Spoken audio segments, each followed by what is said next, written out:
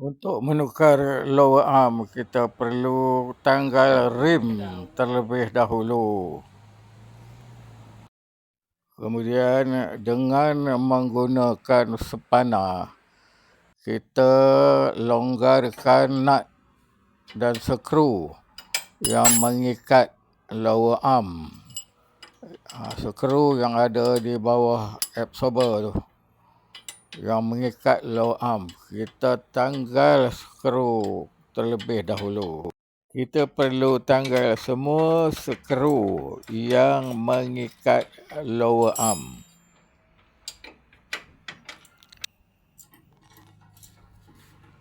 Ada 3 skru besar. Satu di bawah absorber, 2 di bawah chassis.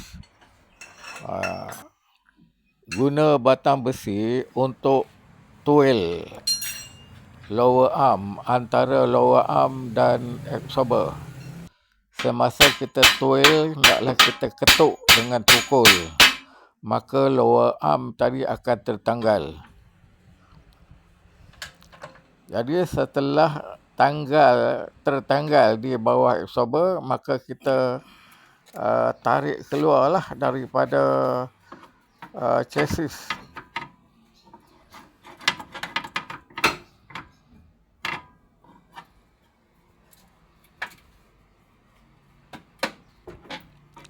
Kita tarik keluar.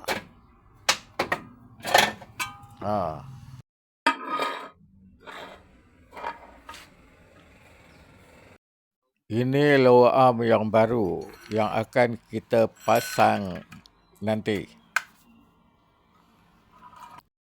Okey, kita akan pasang semula lower arm yang baru.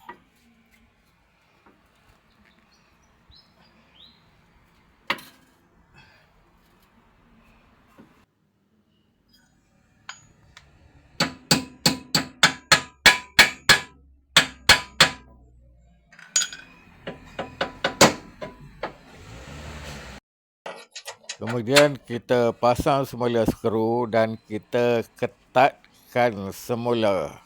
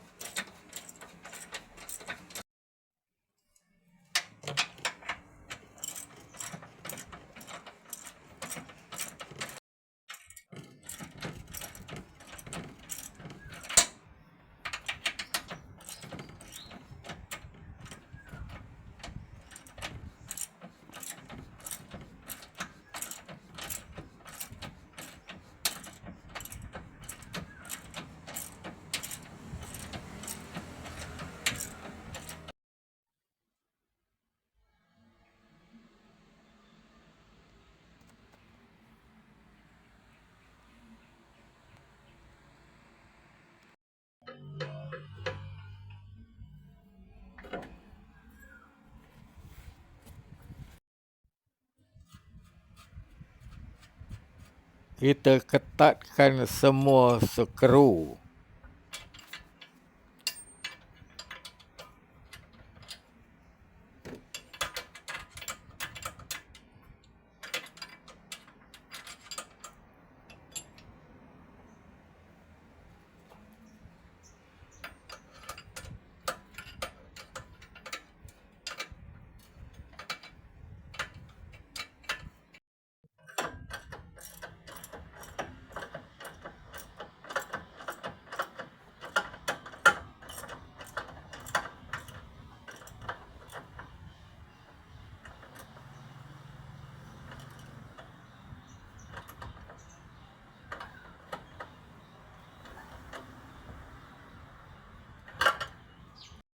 Okey, dah siap pasang lower arm.